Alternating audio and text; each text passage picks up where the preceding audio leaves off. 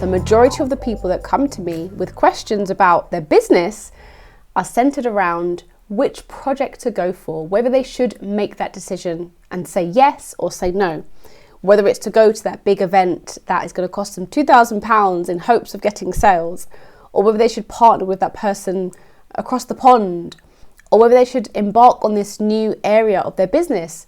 There's always a question around, should I do this thing? Should I invest in this thing or not?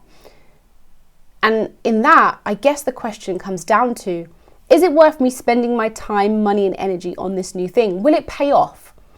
And this is a crucial decision to make because, as you can imagine, it's going to impact your business and your finances and ultimately the success and viability of your endeavors.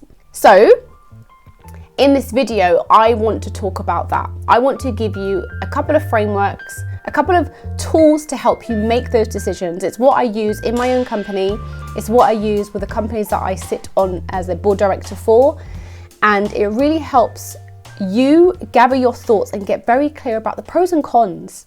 So this video is for you, the founder, the side hustler, or you, the person who leads projects in their organization. Or maybe you have things at home that you're trying to make big decisions on and you can't seem to decide whether actually I should pay for my child to go to private school. This framework will help you with all of that. Now, if we've not met before, my name is Krystle McGilvery. I am the founder of Mind Over Money, a behavioural change and finance specialist, and I do work like this day in, day out, supporting people like yourselves and other individuals who want help improving their personal finances and their businesses. Enough about me, let's dive into the saucy stuff and give you some guidance about how to make better decisions. Before I forget, please don't forget to subscribe so you can stay up to date with more videos that I release on this topic and similar topics. Now, the first bias, which you may have heard being talked about widely, and it's about having a scarcity mindset. Now, I want to dig into this ever so slightly. So a scarcity mindset is where you believe that money, opportunities, etc. are scarce, are rare, are hard to come by. Now, what this can cause you to do is jump on every opportunity that is put in front of you, which I'm sure you can see is not the best thing to do. Just because an opportunity is in front of you does not mean it's for you. But when you have a scarcity mindset, because you don't think another opportunity as good as the one in front of you will come around, you tend to be blind to the cons of that opportunity. You tend to not consider the things that may not be aligned with your values, your goals, that may not work for you, and instead you grab it with both hands and you go for it. Now, I'm sure you can see that if you're going for something that is maybe not aligned with your values and your goals, it's likely to cause problems further down the line. So the first key bias is having a scarcity mindset, but it's usually rooted in your upbringing, usually rooted in your view around money and your belief in your ability to acquire good and nice and positive things. I'll stop there and let me go into the second bias. Now, this bias I talk about a lot. This is the confirmation bias, and this is where you have a tendency to seek out information that confirms what you already know, and I'm sure you can see why this is a problem. If you are only looking for information that is aligned with what you already believe, you are not open to other options and opinions, which means when it comes to new products and opportunities, you're going to be limited by only paying attention to the information that you receive that is in line with what you already believe to be true. This is majorly problematic because if there is information before you that you can get your hands on, which will help you make a better, more informed decision, because maybe there are some, again, cons that you are ignoring, and it can work in the other way too. Maybe there are some pros that you are not paying attention to that cause you to not go ahead or to go ahead. So scarcity mindset and confirmation bias. Now let's dive into how we can strategically tackle those biases. Now first, let's tackle the scarcity mindset. Now this one again is the most common and usually the hardest to untangle and reframe, because having a scarcity mindset is usually anchored in some kind of upbringing or belief that you've been surrounded by. It can also come down to things such as the state of the economy when you was growing up, the household you were living in, the opportunities that were before you. Maybe there's also a learned helplessness. I could continue, but let me stop there. Now, to undo the scarcity mindset does require you to lean into having a growth and positive mindset. Now, this would mean paying attention to the positives in your life. There are various things you can do. Things such as building a gratitude list and spending time really looking at your life and being grateful for what you have. You could also build a wins list, which highlights all of the wins and successes you've had in your life.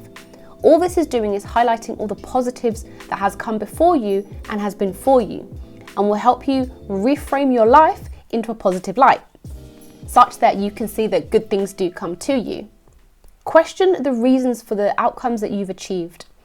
For example, have you limited yourself to the kind of jobs you apply for, such that you were only accepted to certain jobs of a certain salary? Psychologically, you need to understand that the way you look at the world has a direct impact on what you receive. If you are only looking for negative, you will only receive negative. Our brains have something called cognitive dissonance. Now, when things are not in line, as in our beliefs and what we're doing, our brain works hard to make them aligned. So, if you are thinking negatively, thinking that goods, opportunities, and money and materials are scarce, you are going to be seeking out opportunities that confirm that to be true. It works the other way. If you look at the world in a positive light and see a world of abundance and positivity and money flows through to you, you will then spot those opportunities. It's a bit like when you're learning to drive and maybe your first car is a red car and all of a sudden all you see on the road is red cars because your brain wants to be in alignment. Now, the other point, which is confirmation bias, is again very common, but you need to work on being exposed to various perspectives. Now, this does mean reaching out to other people to get their opinions on certain decisions you have to make, or reading different newspapers, articles, watching different channels, reading different books, so you can get a different take on those situations. Also, doing things like going to events in different spaces or different industries that you wouldn't normally. Maybe you have no interest whatsoever in the event you're going to go to, but going there is going to expose you to people who think differently, and so you can learn different things and apply it to your own personal and business life. Now, at this point, I'd love to give you some practical tips that you can use to help improve your decision making. There's a range of tools that I have in my back pocket, and I'm going to go through maybe 3 or 4 to help you integrate them into your life so you can make better decisions, both in your personal and business life and in your financial life. Crucial. The first one is to build your own decision-making framework. And I think this sounds pretty exciting. Now, this is where you spend a bit of time getting very clear about your values, your goals. What criteria do you want your life and your future projects and endeavors to meet? Once you've got very clear on what that looks like, you then literally create a table, maybe in Excel, maybe on paper, maybe on Notion, which outlines the criteria for everything you want to do going forward.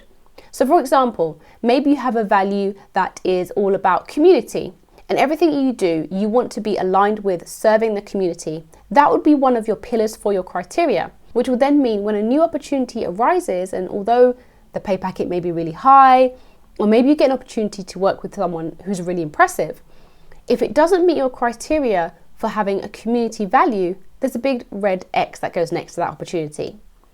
And you list out all the various elements of your criteria, and you want to weigh up this new opportunity with that checklist. Now, it's not to say if it's not all big green ticks, you should not go ahead, but at least it gives you some kind of framework to help you make that decision and highlight the areas that may cause problems or challenges in the future. Now, again, this may be a cause for you to not do the project at all, but it may also be a cause for you to pay extra attention to those areas that could be problematic that you can give more attention to. The next point I want to give you as a framework or as a guide to making better decisions is to seek external opinion. Now, we spoke about this earlier, and this is really crucial. It's important that you don't do things in silo. Whether you join a community, join a co-working space, or join some kind of hub where you can sound off your ideas and get other perspectives. It's very easy to do this. Put yourself in spaces where there is a community and it's a safe space and a trusted space for you to talk about your work and get others' opinions. Now, this one may be a little bit strange to appear on this list, but it's all about trusting your intuition. Psychologically, usually your intuition is based on your collective experience and knowledge in the world. So sometimes you may experience your intuition speaking loudly in terms of entering a new space and being around a certain person, and maybe you can't articulate what it is that you're feeling, but subconsciously your past experience and knowledge has given you the information to make a judgment call on that environment. It is powerful, and it's more knowing than the conscious mind. So when you are looking at a new project or looking to work with somebody new, consider your intuition. What is your stomach telling you? What is your internal organs signaling to you about this endeavor? Pay attention even if you don't understand it. The final point, again, may seem a bit weird to be on this list, but it's all about distinguishing between love and fear. Now, when we're making decisions, whether we are deciding to go ahead with a project or to not go ahead with a project, we are either led by love or fear. Now, of course, fear-led decisions are often short-sighted, and they may be combined with a quick win, or it may be to do with trying to be better than somebody else, or removing an opportunity from somebody else, etc. You need to distinguish between love and fear. And one of the ways to do this is to pay attention to how the decision makes you feel within your body. Fear is often quite violent, quite disruptive, and you don't feel settled. When you're making a decision from love, there's a calmness about that decision, even if in your head, cognitively, when you're cerebral, your brain is all involved, it seems like it doesn't make sense to make the decision that you've made, because maybe you're saying no to a project worth £50,000, for example. But actually, maybe you saying yes is led by fear. And what you do when you lead yourself and your decisions by love is you open up the door for more opportunities that lean into the positive space and are more aligned again with your values and your goals. Now, we have just gone through several biases, strategies to overcome those biases, and a few frameworks and tools you can use to help you make better decisions. Now, again, this can apply to your personal, business, and financial life, all the like. It's all about paying attention to you and your internal organs, using frameworks, and seeking support from outsiders. They're all very crucial in helping you making better decisions. Now, I hope you found this useful. I will leave some resources below that you can check out to help you with this, including a framework for making those better decisions that helps you build out a list of criteria as to whether to say yes or no to a project. I hope you enjoyed this video. Please let me know below and feel free to suggest some other topics I could include, and why not share this topic with others? Take care until next time.